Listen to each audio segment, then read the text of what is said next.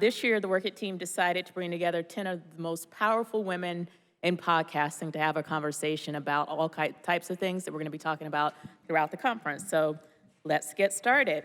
When I call your name, please come out and take a seat. Jennifer Ferro, she's the president of KCRW Public Radio here in Los Angeles. Liz Gateley, she's the head of creative development for Spotify.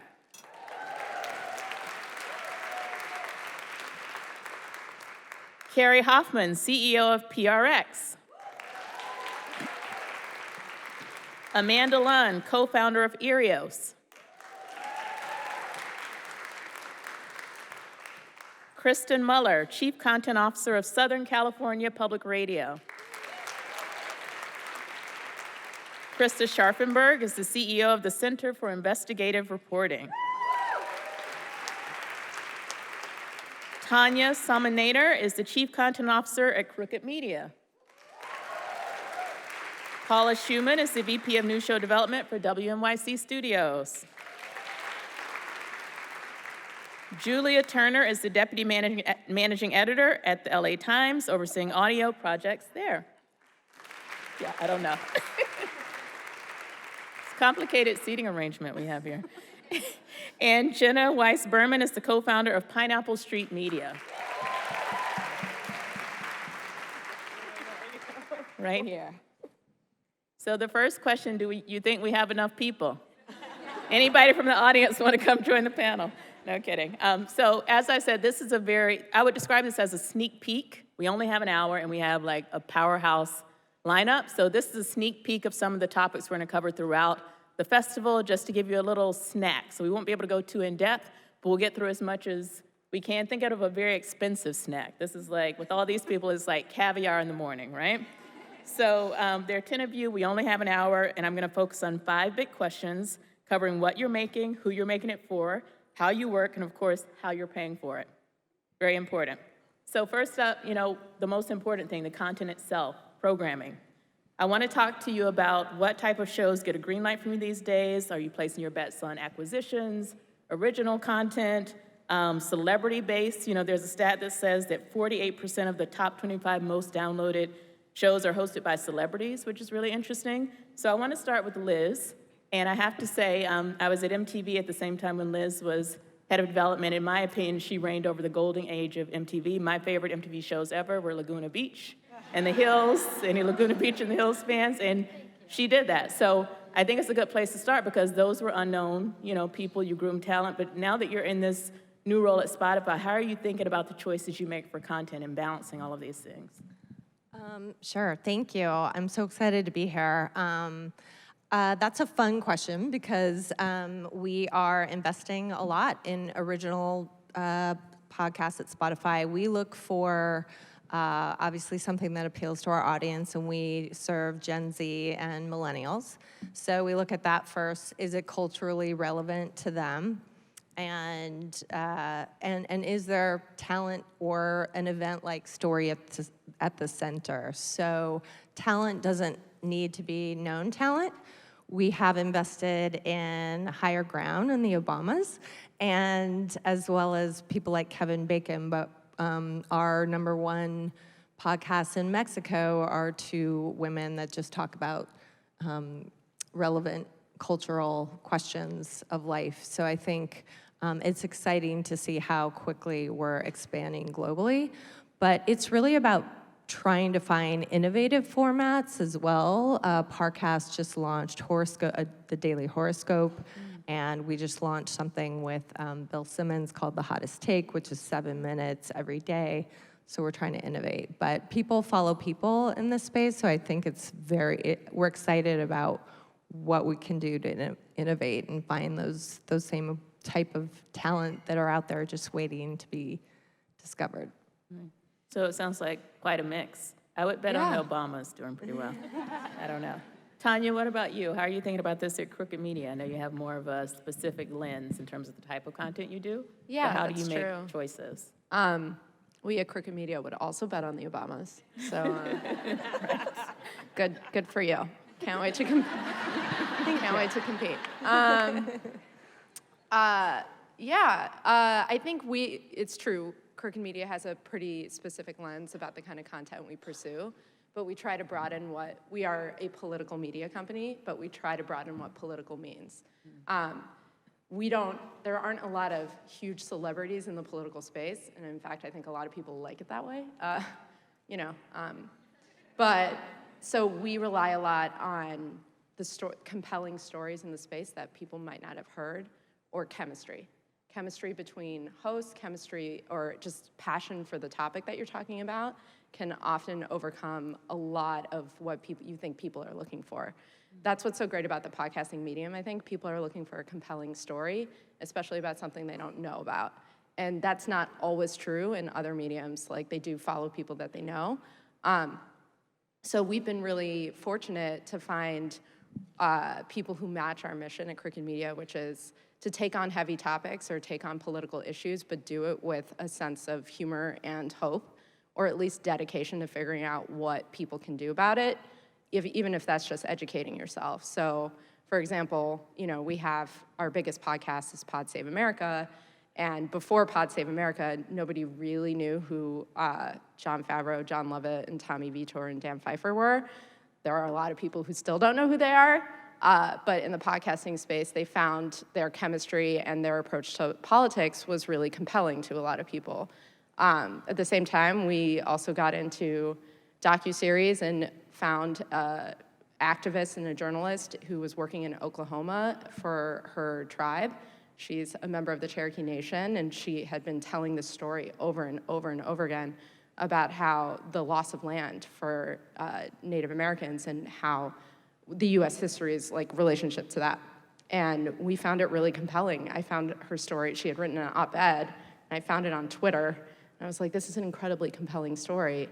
And why don't we let the people whose history this is tell it? And it ended up being, that podcast is This Land, subscribe now. And it ended up being a really compelling story, and nobody knew who she was, but now she gets a platform to tell that history that's really personal, and she's really passionate about it, and her chemistry around that story is really what sells it. So that's what we look for. Great. Paula, without giving away any strategic secrets, how are you thinking about this for WNYC Studios? And Paula has a new title. It's always been a part of her job, but she is the head of new show development for WNYC, so she's the person to pitch your podcast to. But go ahead. I was going to say, what are we now? I would say we're building on the sort of original DNA of WNYC, and we're mission-driven, journalistic, public media organization, and so we're looking for shows that are a natural extension of what we do best, and so that's reported pieces, it's journalism, conversations and stories that matter. It's always interesting to hear the trends about celebrity-driven podcasts, because that's not what we're doing. And it's not to say that we would never work with a celebrity necessarily, but we do tend to work with people who have stories to tell and particular kinds of chemistry as well. And then oftentimes that becomes their platform, and then they become household names.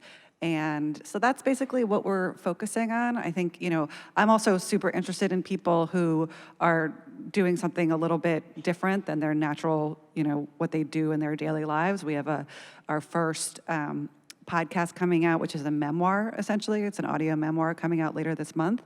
And it's something that we developed with one of our first Two Dope Queens stars. He was on one of the early, I think in the second season, his name is Garcia, and he had a really interesting story to tell about his father. So there will be things it's funny, it's about his dead father, but yet it is funny, but it's not a comedy, and it's not stand-up comedy, and it's pushing him in a new direction that he hasn't necessarily done before. So it sort of takes our strengths as storytellers and brings it to people who have stories to tell but haven't necessarily done that directly, intentionally in their own artistic lives. And meanwhile, we're building on the strengths of our own newsroom, working with some of our investigative reporters on stories that we feel we can bring to life in, like I said, docuseries as well.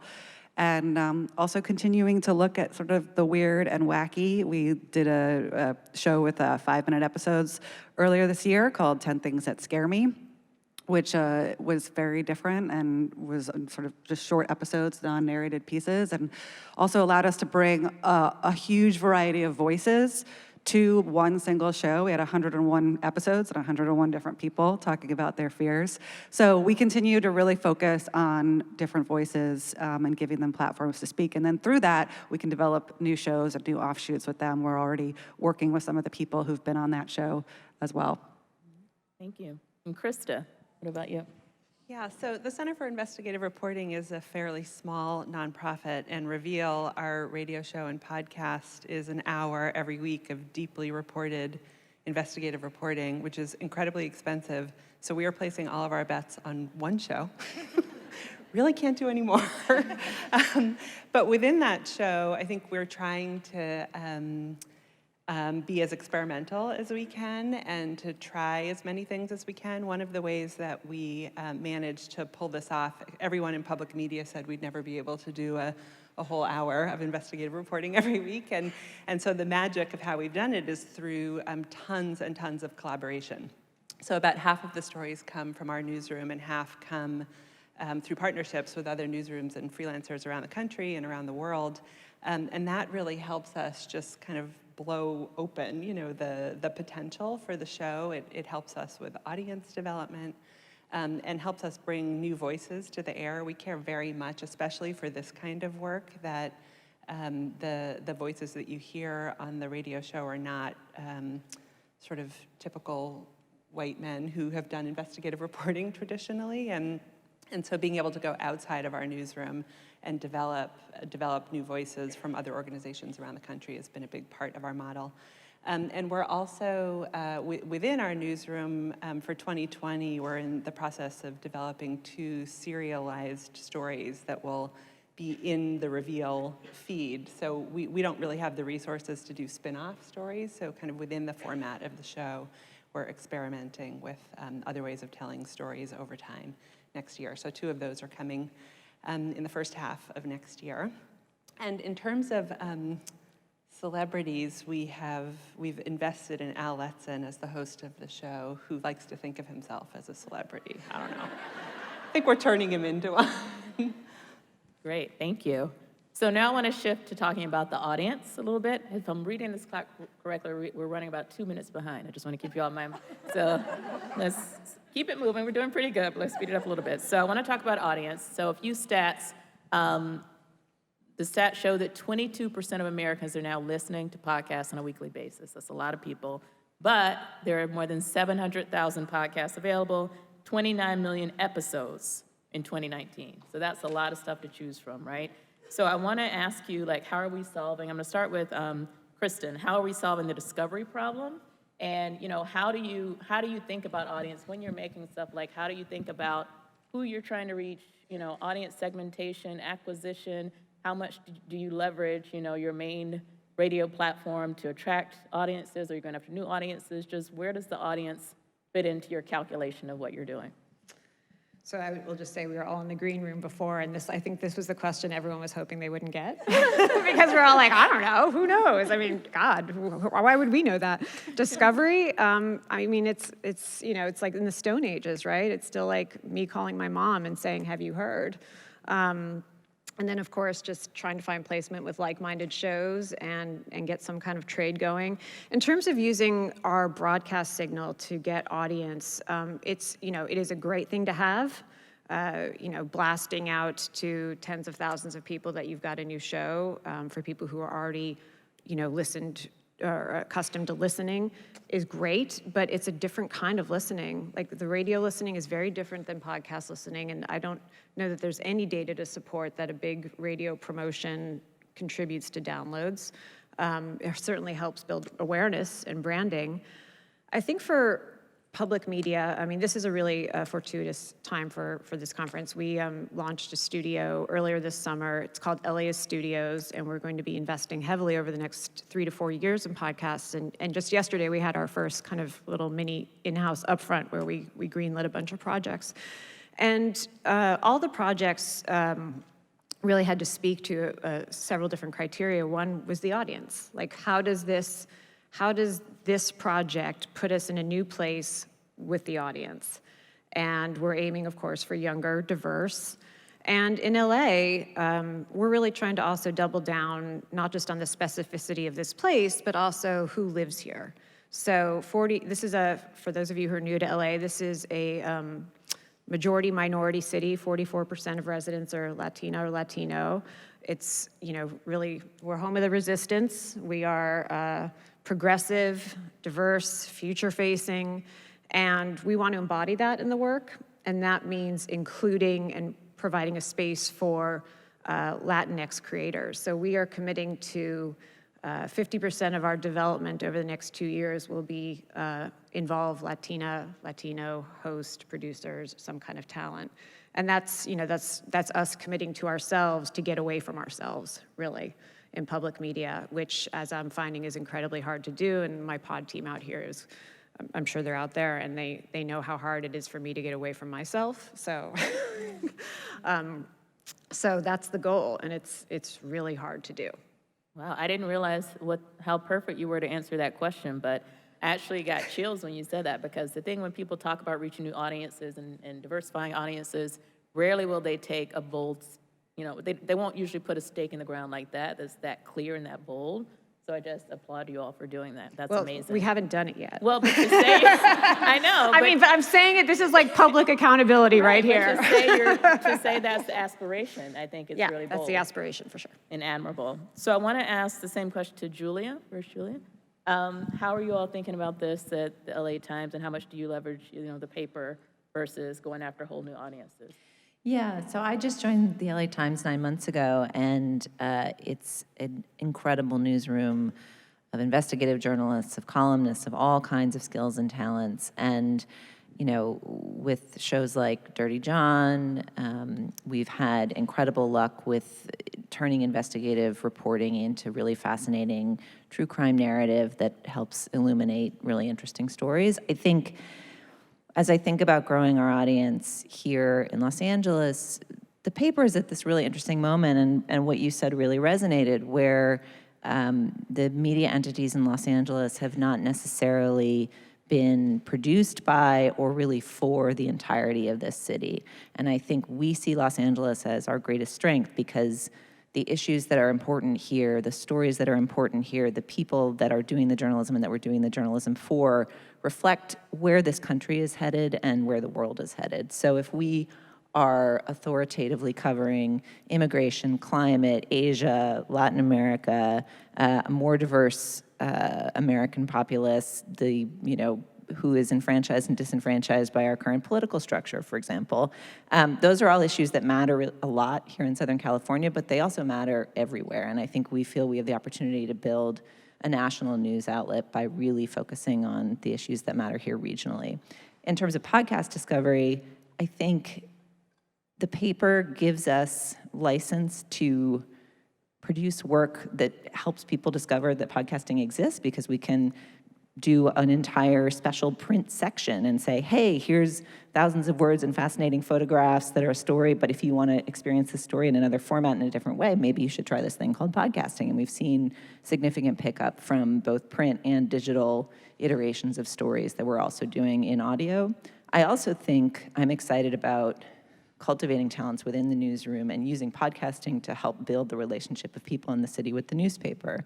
The LA Times has been through a lot over the last 20 years. You can Google it if you want to read all about it. But, I think we feel a real urgency around taking the opportunity we have with new ownership and new investment to be a resource for people who live here, for people who want to understand the issues here, and people around the country and the world who, by understanding the currents of this place, can understand everything. And I think bringing the talents within the newsroom to life is something that podcasting is really good at. It can create that intimate relationship with a broader institution that has a broader civic purpose. So in a way, the newspaper is marketing for podcasting, but also podcasts are marketing for the newspaper, and we're planning to work both of those angles. That's great. Amanda, where's Amanda? How do you think about this? You have a very clear positioning in terms of who you're for. Yeah. So how do you think about audience segmentation and reaching that audience and breaking through the clutter? So Earios is a woman-run network we just launched in July, and all of our podcasts are hosted by women. And I have to say, just real quick, if 5 years ago I could see myself on this panel, I would just go, dear God, what have I done? There's been a mistake. So this is very cool. But yeah, we say at Earios that our shows are by women, but they're for everyone. So we're not, when we're creating content, we're not sort of thinking, oh, what will women want to listen to? We're just trying to make shows that we like and hope that a lot of people will like. But that is something that, because we've only been out for a couple of months, that's sort of our next hurdle, is to focus on, we have about 10 shows, just trying to build those shows out and get an audience for them. But I will say that I am a creative person and I've been podcasting for 10 years.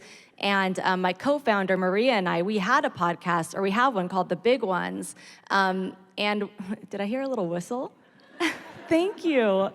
But anyway, and we were struggling with the same thing of building an audience for it and cutting through the noise. And I think there's like a number of downloads we were just plateauing at. And that's part of the reason, to be honest, why we created a network. We were like, oh, we can't really get this show on a network. We thought that support would really help us grow. And so we'll just create our own damn network. And turns out it's still a struggle, even when you have the resources. So I'm definitely taking in what all of these other women are saying about ways to sort of build that out. That's wonderful. Congratulations to you. Thank you. And just one stat show you're in the, heading in the right direction. We have stats on new podcast listeners, like people who just started listening to podcasts in the last 6 months, and 53% of them are women. Right. So you will have a ripe audience. That's great. Yeah. Cool. Thank you. So now I want to shift to talking about what makes all of this possible, which is money, and how we monetize podcasts, how we make a business of it. And how are you doing it currently? What are some other opportunities to monetize better? What's the next frontier? And I'd like to start with Jenna, who, when I told her I was going to ask her about monetization, was like, oh, I don't know. Meanwhile, she just sold a company that was created less than 3 years ago. To Intercom for an undisclosed amount of a lot of money. So I think you're doing okay on monetization, and I think you're the right person to start with. So I want you to talk about that journey. Like, was that intentional? Did you plan to create this asset that would one day be, acquired by someone else? And I also know before that you had a unique business model in which you were doing both creative projects and commercial projects. So just tell us how you have thought about monetization and what you're going to do with your newfound earnings. So embarrassing. I do love money, it's true. Also, I'm so happy to be here. This is the only conference that I really love for podcasts, and I'm embarrassed that my feet don't totally touch the ground. But it's great to be here. Wow, this is weird. Okay, I'll just move up a little. Power pose.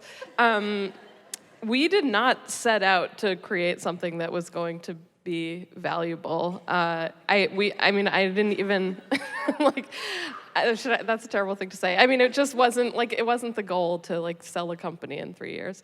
And honestly, I never thought of myself as an entrepreneur, actually. We had so many people coming to us who were interesting, cool institutions and people like the New York Times and Hillary Clinton and asking how do we make a podcast? And we saw sort of a space in the industry for something that we could do, which was be a production house, which there were plenty of networks, but there weren't really companies that were doing high level production. And so we got off to a good start. We started with the New York Times, Hillary Clinton, Lena Dunham, and a bunch of brands. Controversial Women, actually, is who we were doing a lot of things for. But yeah, we definitely didn't mean to do this whole thing, and I'm excited about it, and it's been really fun. And mostly I'm just we have like a wonderful staff who I think are happy, and that's very important to me. So, but in terms of monetization, I know a lot of people talk about like podcast discoverability being so broken, and I actually think podcast sales are more broken than discoverability. It's still like people are almost always selling ads based on these like CPMs, and it's a lot of these sort of like direct response things that don't bring in a ton of money unless you're doing unless you have like a massive audience. I think I've heard that 1% of podcasts make money, and that's a bummer, I think. And so I would really like to see the industry move in a direction of like finding sort of like more presenting sponsors and doing, exciting, interesting ads that are better than some of the things that we're hearing. And some people are already, like Gimlet's doing a beautiful job at that. We're trying to do some of that. But I think in terms of like the way that we look at monetization, and if you're a freelancer, I think that this really like also applies to whatever to like the way that you should be looking at money too, is like we try to balance things so that like we're doing a bunch of stuff for brands that's paying really well, and then we're using that money to make things like, the Janet Mock Show, which we did a few years ago, and to make things like The Clearing and Missing Richard Simmons. Those also did pretty well financially, so we got lucky on those in the end. But I think just like thinking about business in terms of like, these are the things that these are the things that will make money, this is the art, and finding a combination that works and that like, keeps the business going. And it worked for us. Like we never took any venture capital or anything like that. We just kind of figured out a good balance, and I think that that's really possible right now. That's all I have to say. That's an amazing story. That's more than enough. Thank you. Jennifer, how are you thinking about this at KCRW? I know you have lots of events, for example. Is that part of the monetization strategy, or when you think about monetizing podcasts? Yeah, thinking about monetizing podcasts. Well, we try to look at it holistically. So we are a public radio station based here in Los Angeles. We are really focused on being a brand that represents, I don't want to say we're focused on being a brand, we're an organization that really focuses on reflecting Los Angeles. And that takes many forms, both podcast, digital content, in-person content, and over the air. So, we have not found the magic formula that means we can all go like to Hawaii because we've made so much money on our podcasts. But if you look at podcasts as part of another way to serve an audience or a new audience that's coming in, and that allows you to stretch, that's the right way for us to look at it. I mean, we'd love for those things to be able to stand alone. We do a combination of originally created, kind of 8-episode series. We do weekly shows. Our most popular ones are our political shows right now, Left, Right, and Center, and All the President's Lawyers. Those have really very engaged audiences, as you can imagine at this time that we find ourselves in. And then we have other shows like Good Food, which has this devoted following of people who are totally into food. And then we have a pie contest every year that brings out 5,000 people that people bake like 400 different pies, and we have celebrity judges, and it's just a big community experience. So when we look at it holistically, all of this makes sense. If we were going to start out and just like, okay, all of our fortunes are going to be focused on podcasts, we'd be really poor. But I think we're all trying to figure it out. I feel like we're in this kind of this ebb and flow of this environment where there's, like when blogs first started, everybody had a blog, everybody has a podcast. And it's like, how do you stand out and get noticed? And I think we're approaching a period of consolidation in some point in the next 5 years. And there's a lot of money floating around in this space that's going to purchasing things and stuff like that. But, I don't know, there's people you can talk to in this industry who have millions and millions and millions of downloads, and they haven't really made any significant money off of that through ad sales. So I don't know, I'm interested to see how it goes. I mean, we have the luxury of having a large community of people that really care about what we do, and so we're just trying to serve that community. Thank you. And Kerri. How is PRX thinking about this? You've been very innovative in your approaches to business models and creating a whole separate brand for your podcast studio. What do you? I mean, I actually spend my day and most of my nights thinking and worrying about money. So I have a lot to, I've been sitting here listening and thinking a lot about our approach. And, you know, just to pick up some threads that you've heard here this morning, I mean, podcasting actually is a very entrepreneurial endeavor. And so just by show of hands, how many people in the audience consider yourselves to work for yourself? It's a lot. So you worry about money too. And as the industry grows, there's greater and greater consolidation. And there will be a day when individuals who used to be able to knock on the door of agencies to sell their podcasts, they won't talk to individuals anymore because that's what consolidation does. There's been about a $1.2, $1.3 billion worth of investment in the podcast industry in the last 2 years. That's largely fueling acquisitions and ad tech and all of this kind of stuff. So I have a couple of, I guess, tips for you to take away that are hopeful, I hope are helpful to you. One is, one of the most predictive things about either raising money or growing audience, they're in parallel, is frequency. Media is habit, and it's one of the hardest things for people who work for themselves to tackle.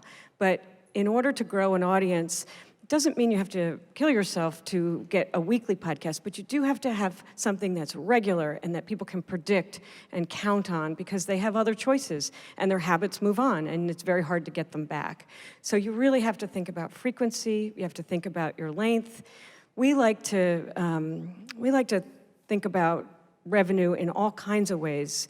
I used to say, there was a time when I used to say, we think about revenue as a three-legged stool, and you need all three. You need some licensing, you need some listener support, and then you need some ad support. I don't say that anymore because it's not true. There's so many creative ways that people are earning revenue, and there's so many ways that you should be thinking about it, some that haven't been tackled yet. So you have to think of yourself as an entrepreneur. You have to think of yourself as like way beyond just having audio skills. And I'm so sorry if that sounds like bad news to many people, but it's just not enough to be excellent at audio making. You actually have to really understand and have a greater fluency around metrics and around what works for other people. And you have to really improve your network abilities on who can help you and who can trade, like Kristen said. What are the like shows that you can trade with? I'm very excited about about podcasting. I think it creates opportunities for women, for people of color, for underrepresented voices all around the world. So I'm kind of bullish on the fact that it's not as consolidated yet as it could be. So I think that there are things that we can all do to help pioneer new ways of thinking about revenue. But it does take bold risks, and it does take getting back up and resiliency for things that don't work. My other last piece of advice is try not to have epic fails. Try to really create, I know, that's so obvious.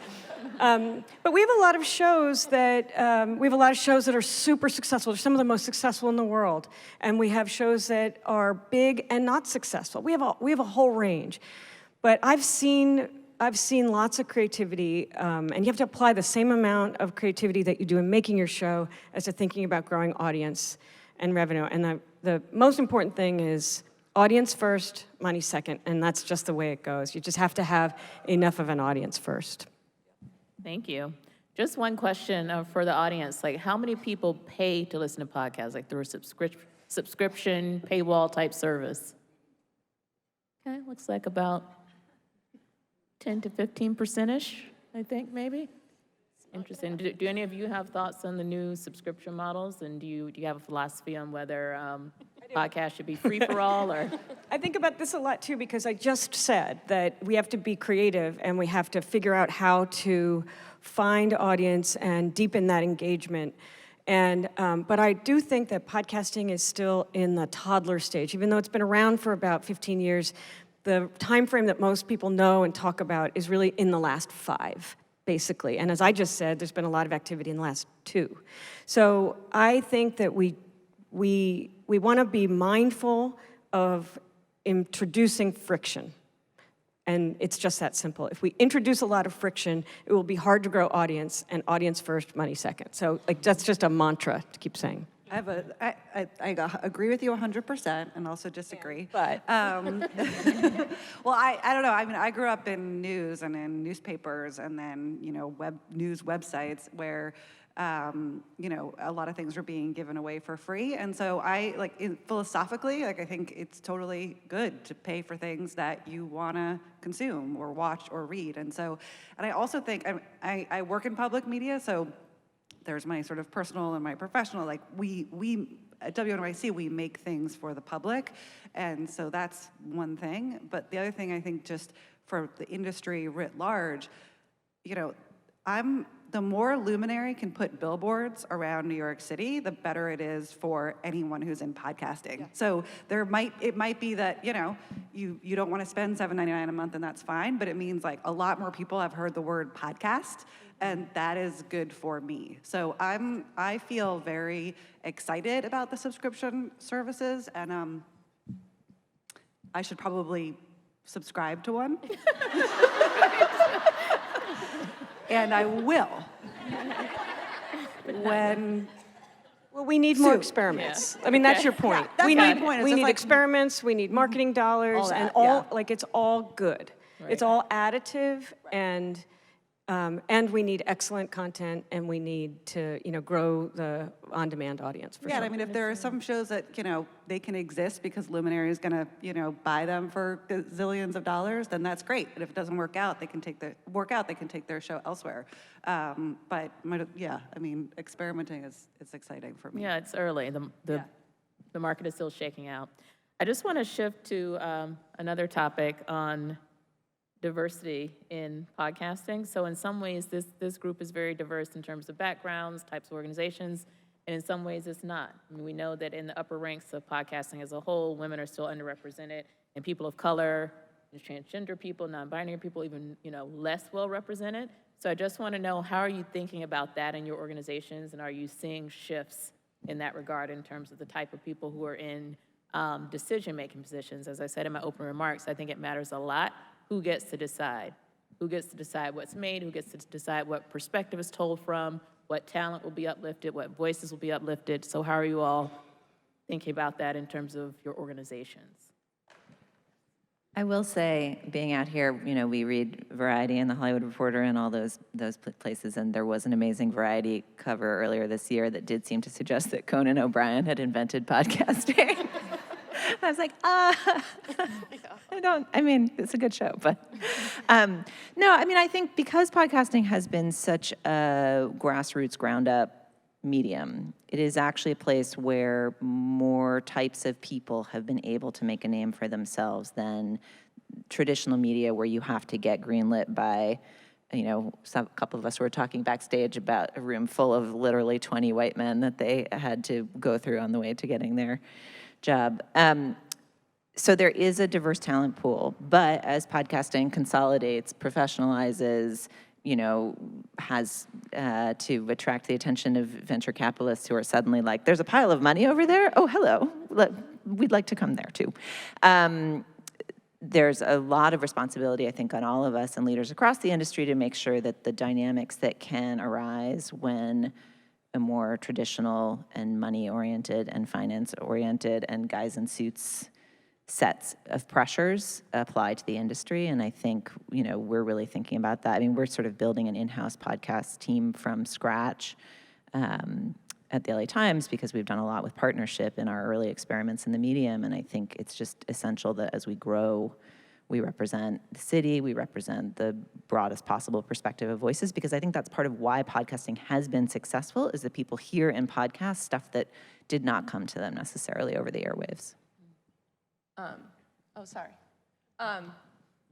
just want to say that it could not, I just have to say this, it's so, can I swear? I think so. We're not on. We're not. I'm not gonna swear or anything. But do it. It's so fucking important that you have people who are not represented behind the scenes making decisions, all from top all the way down. Because It's so important. And yes, that room, that was the 20 white men room, was my room. But you can see it every day at Crooked, where, the founders of Crooked Media are 3 white guys. And when they started Crooked Media, they told themselves that this company had to be what they weren't. And they had no idea what that meant. But they put it out there, and they were like, we have to make this true. And so they hired myself and my counterpart, our COO, Sarah Wick, 2 women running the company. And we proceeded to change their ideas and just define for them what that actually meant. You can put out the mission statement that you want to have, you want to have diverse storytelling, you want to have representative voices on your network, but unless you put the people in power to understand what that means to make that real, it's not gonna happen. The gap of experience is too wide. And so I'm constantly learning from the people that we hire, and we push ourselves really hard to make sure that that mission is really, really real, because it's about learning from each other in order to open the aperture of what experiences and stories you're telling. And you can't do that if you don't have people at the table who can tell you how to do that and what stories you should be telling. And so that's as much something I'm telling myself every day as I'm telling my bosses every day, as the people who work at our company are telling me. So yeah, you got to do it. Yeah. Well said. Well said. I completely agree with that, and I know that firsthand from actually working at Lifetime, where we made the decision to hire more women, and I hired my head of unscripted was Bree Bryant, and I would not have been.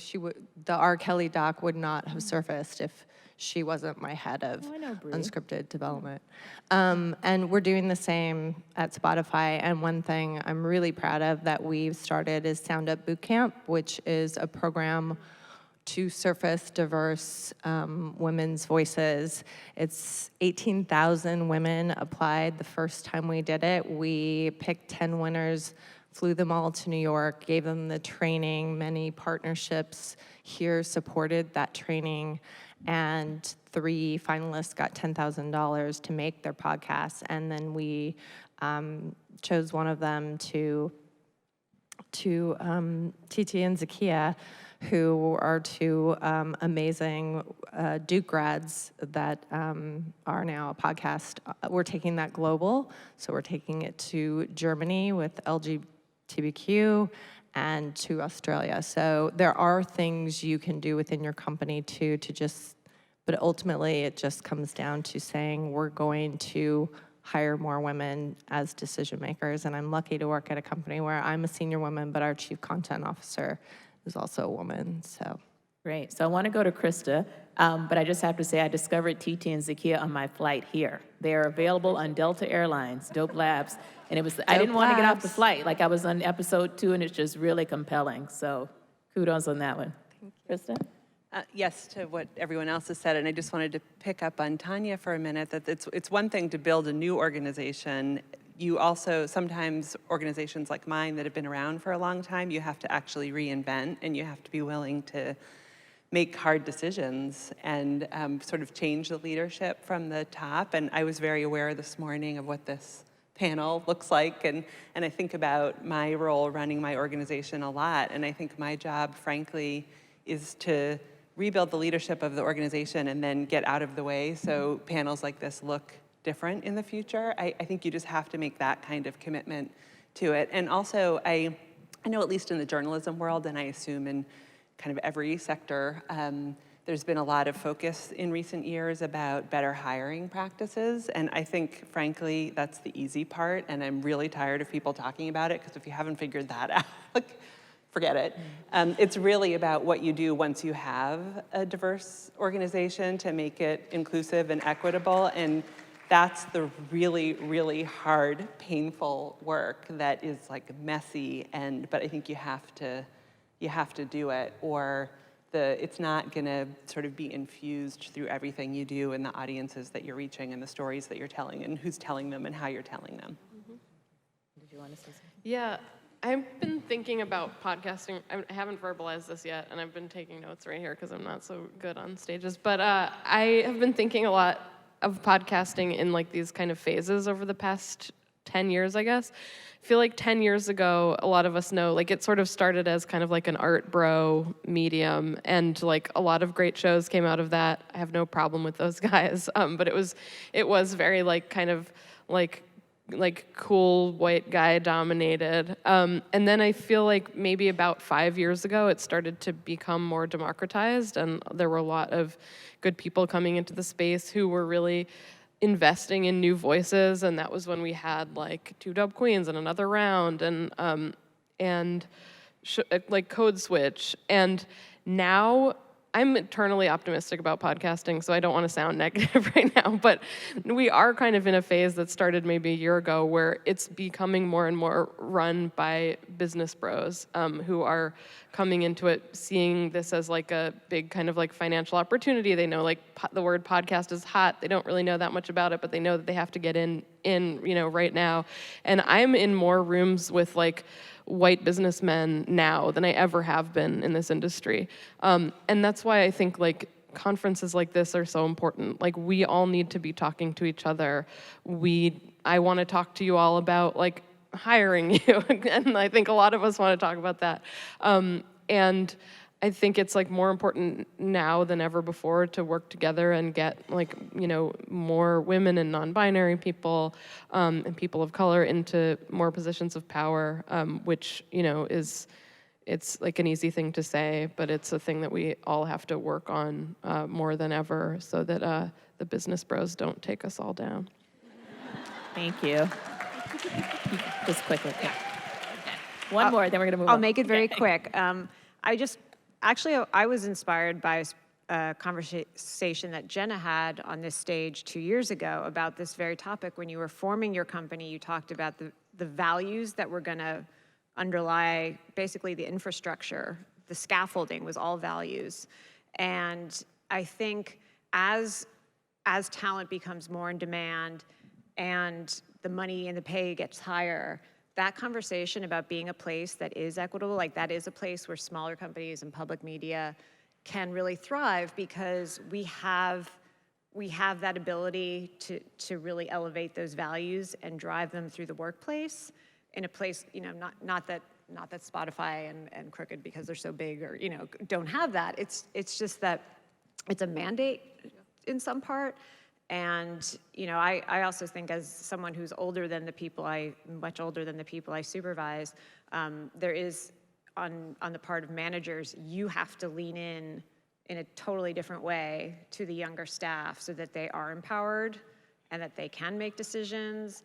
And like, Arwen, I'm sure you're in the audience, like she's, she'll just say you're wrong on this, and it's like I have to actually sit back and think, am I wrong? And I'm usually wrong, actually. So I'm very lucky that I have a team that is always right. So, no, that's a very, very big point, empowering your team. But also just have to say to all of you, like, don't be afraid to take on a leadership position or a management role, because what I've seen far too often is like there's a lot of complaining about lack of diversity, in terms of gender identity, people of color in leadership roles. But often when we go to people who would be great managers, more often than you would think we get the response, well, I just want to be a reporter. I just want to do my editing. I don't want to manage people. And, you kind of have to for this to change. So I just want to encourage you to take the challenge because we need you. And often the people who would be the best managers don't want to be managers. So I want to shift gears to a big picture question. What do you all see, we can have a number of people answer this, as the biggest challenge in podcasting in 2020?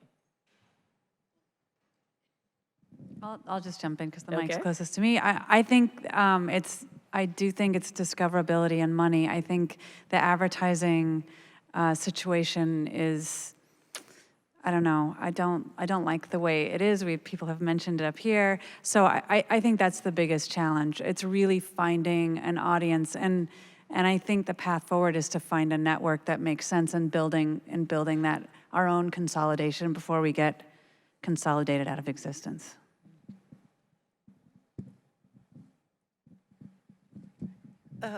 I mean, this is actually going back to agree with what Kerri said, but I think there is a little bit. I mean, in my job, my job is to is to find people and ideas that will lead to really powerful, impactful, immersive shows. And it's easy for me to get distracted by the audience question. This needs to be financially sustainable, audience sustainable, all that.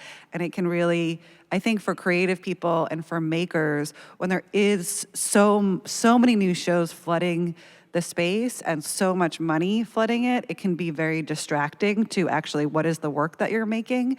And so it's a little bit of it's a little bit of a hippie answer, but I just feel like all of this can be very distracting for the work that you're trying to do. And it's really important. That to me is the biggest risk, that some of the best work won't get done because we'll all be thinking about all these other things we have to do, which are really important, as we're all saying. And I totally, and I get it, so I don't want to undermine that. But I do think if you're a maker, you have to go out there and expose yourself to different interesting things that are going to get your brain firing so that you can end up making the really special work that will sort of rise through and not get distracted by all of this important but distracting stuff.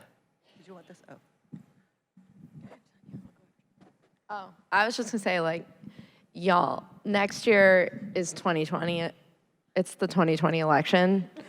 So if y'all got something to say, I agree with you, say it. Find a way to say it. Crooked Media's here. If you've got a show and you have something to say, truly, that's all I'm thinking about. Sorry, when you said what's the biggest challenge in 2020, the big orange-haired Donald Trump just came in front of my face.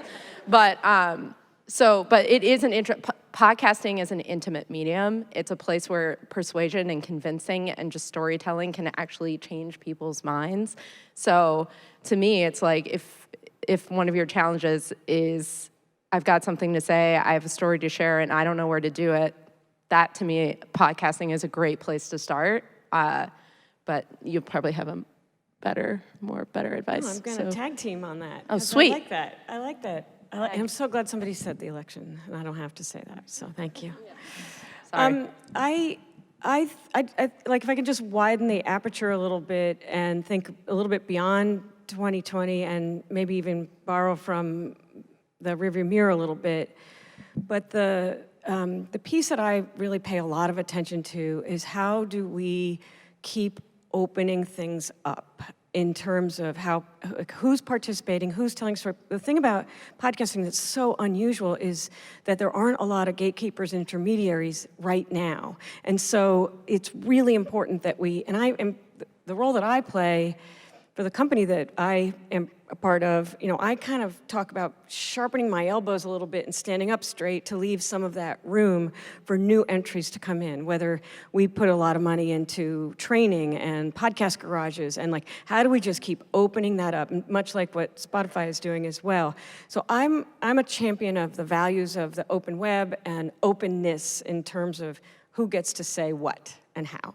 So I tag team on that, but I also just want to leave you with one piece of inspiration around this building. I've been thinking about this because I've been at the Ace Theater a lot, and in 1919, Mary Pickford, who was a silent film star, was one of the 4 people, and was the first female to do this, who started United Artists, and they did it because they wanted to control their own destiny, both creatively and from a business standpoint. And United Artists, is still a company today, and she was active up until the 1950s, and they built this theater. She designed it. There's murals on the wall when the lights are up. You should check them out because they're really about artists owning their stuff, telling the stories they want to tell, and really taking charge. This is 1919. So Mary Pickford is somebody you should be thinking about over these next 2 days. So she's inspirational. Okay, so we're down to almost 5 minutes, so this is likely to be the last question, so I want everyone to answer it. This is kind of a lightning round, but you have 30 seconds? No. Okay, so we can just go down the line, or however people want to answer, but I want you to share either your favorite podcast, which is hard. I hate when people ask me that, or the biggest podcasting trend of this year that you think is impacting the marketplace. Who wants to start? Want to go in order? Sure, let's go in order. I don't know if they're my favorite, but two that I've been listening to just in the last week that are, I've found some connections between them that have just been interesting. So one is The Realness from WNYC, and one is Threshold. And The Realness is about the rapper Prodigy and like goes deep into a slice of hip hop history.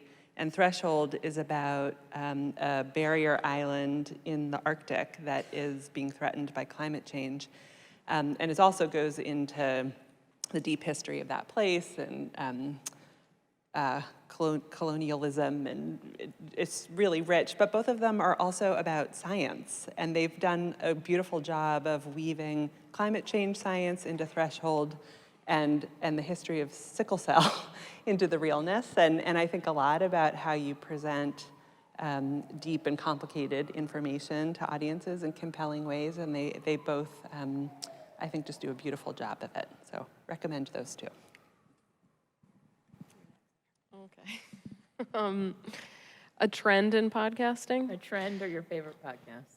A trend is that it's doing incredibly well right now, and it's a wonderful industry to be in, and don't give up. And if you need like moral support, I'm Jenna at pineapple.fm, and I'll just keep telling you that it's a great place to be. And I love a podcast called A Woman's Smile, which is a really weird show that only had like 7 episodes and was from Forever Dog and is very creepy and weird and great. And I recommend it. I'll do favorite because I don't think I can trend cast like Jenna, but and I'm also going to be kind of a corporate stoogie here because I love the show that Misha Youssef produced and that Arwen Nix oversaw called The Big One, about what's going to happen to California when a big earthquake hits. We actually did play a little bit of it on our radio, and someone had a panic attack and pulled over. So we had like a real life War of the Worlds situation. Everyone was fretting, and I was like, yes, it's working. They did a fantastic job on that. And then also, just because I'm a news junkie, In the Dark. I mean, that was, I think, the best piece of journalism I've heard in years. So those are my two. I'm afraid to listen to The Big One. I just moved here from New York. Like, I just don't want to know. I've got a total head in the sand about earthquakes. For trend, I just want to stick up briefly for the subscription model in podcasting. There is a lot of friction in how do you pay and what do you pay for and what's the feed and what are the big yellow billboards.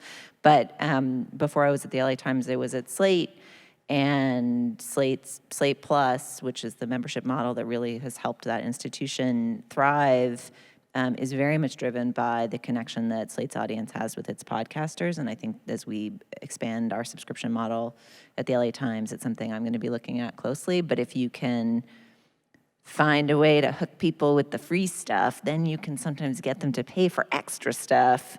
And it's, I think that can be a way to get around some of the barriers. And so it's a medium that is so about forging an intimate connection with people that I think it's actually really ripe for that model. And I'm excited to see further experimentation with that. And my favorite podcast I've heard this year is one forthcoming later this year from the LA Times. So stay tuned. Mystery. Hi again. So just real quick on trends, I'm starting to see in podcasts, there's almost like a template, like a lot of podcasts sound the same, or there's a way to do them, or a podcast should be about this or about that, and that can be a really good thing, but I'm also hoping that, to me, it's such a playful art form, and as a creator, it's so freeing.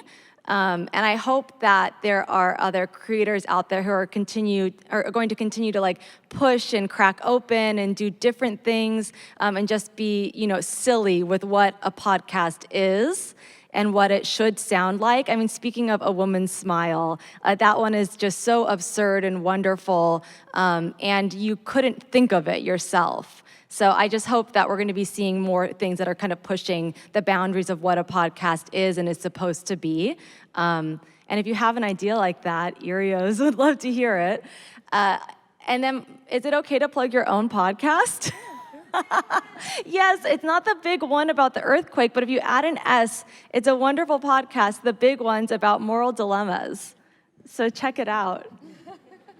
I'll just say the podcast that I just listened to, like all the episodes in a row nonstop that I couldn't stop listening to, is called The Thing About Pam.